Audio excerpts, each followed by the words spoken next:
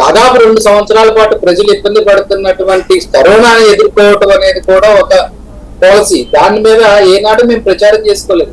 ఎందుకోసమంటే we still believe మా పాలన నచ్చితే లేదా మా పాలనలో మీకు ఎలాంటి మేలు జరగకపోతే మాకు ఓటు వేయద్దు అంటున్నాం. మా పాలనలో మీకు మేలు జరిగితే ఓటు వేయమంటున్నాం. సో మా డ్రైవింగ్ ఫోర్స్ మా ముఖ్యమంత్రి గారు మాకు కావాల్సిన డైరెక్షన్ ఇస్తారు. తర్వాత తెలుగుదేశం వాళ్ళు ఒక ప్రోగ్రామ్స్ చాలా పెట్టారు, ప్రజల్లో ఉన్నారంటారు. వాళ్ళు పెట్టిన 21 ప్రోగ్రామ్స్ పెట్టారు. ఈ 21 ప్రోగ్రామ్స్ లో ఏదైనా స్టార్టింగ్ నుంచి ఎండింగ్ వరకు వాళ్ళు చెప్పిన 175 నియోజకవర్గాల్లో చేసిన ఒక ప్రోగ్రామ్ కానీ, చంద్రబాబు నాయుడు గారు ఇచ్చిన రూట్ మ్యాప్ కానివ్వండి, ఆఖరికి యువగంగాలం అంటూ స్టార్ట్ చేసినటువంటి పాదయాత్ర కానివ్వండి, ఏదైనా స్టార్టింగ్ నుంచి ఎండింగ్ వరకు ఏదైనా ఫుల్ఫిల్ చేశారా? అన్ని మధ్యలో వదిలేయటమే కదా.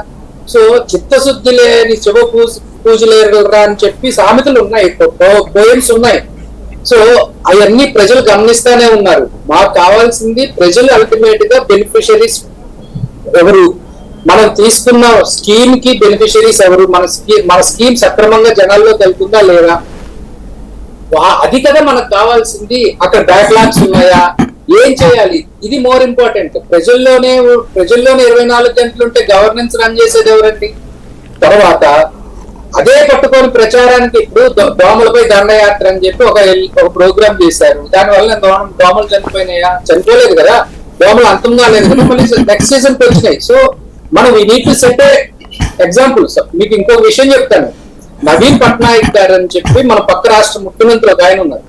ఆయన ఏం చేస్తారంటే స్టాండర్డ్ ఆపరేటింగ్ ప్రొసీజర్స్ అని చెప్పి పెడతారు.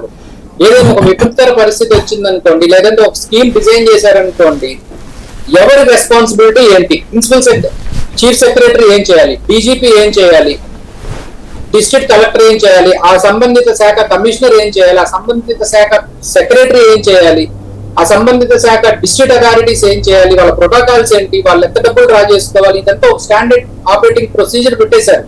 సో ఆ గైడ్ లైన్స్ ప్రకారం ఇంకా వాళ్ళు ఫాలో అవుతారు. ఒకసారి ముఖ్యమంత్రి గారు అలా సెట్ చేసిన తర్వాత ఇంకా దట్ ఈస్ రెస్ట్. ఇంకా అది ఎలా జరుగుతుందని మానిటర్ చేసుకొని దాన్ని డ్రైవ్ చేయటమే ఒక నాయకుడి లక్షణం. నాయకుడిగా ముందుండి మేము నడిపిస్తాము అని చెప్పినప్పుడు ఆయన ముందు పాలసీని డిజైన్ చేసినప్పుడు ఆ పాలసీని కరెక్ట్ గా ప్రజల్లోకి తీసుకెళ్లాల్సిన బాధ్యత కార్యకర్తలుగా మా మీద ఉంటుంది. సో మేము అదే చేసాం. అంటే కంపారిటివ్ స్టేట్మెంట్ చూస్తారు. ఇప్పుడు ఇంతకుముందు చంద్రబాబు నాయుడు ముఖ్యమంత్రిగా ఉంటే ఆయన ఎప్పుడు జనంలో ఎట్లాంటి ఇష్యూస్ అప్పుడు తిరుగుతారు, పరిష్కారం. ఇప్పుడు మీరు అన్నట్టే హుదూద్ తుఫాను, జగన్మోహన్ రెడ్డి బయటికి రాలేదు. ఇట్లాంటివన్నీ కార్యకర్తలకు కూడా ఒక అసంతృప్తి ఉండదంటారా? కార్యకర్తలకు ఉండే అసంతృప్తి ఏంటండి? ఇప్పుడు నేను అదే చెప్తాను. ఇప్పుడు హుదూద్ సైక్లోన్ వచ్చిందన్నారు. హుదూద్ సైక్లోన్ తర్వాత వైజాగ్ మున్సిపాలిటీ ఎందుకు ఎలక్షన్ జరపలేదు మొన్నటి వరకు? మొన్న వచ్చిన రిజల్ట్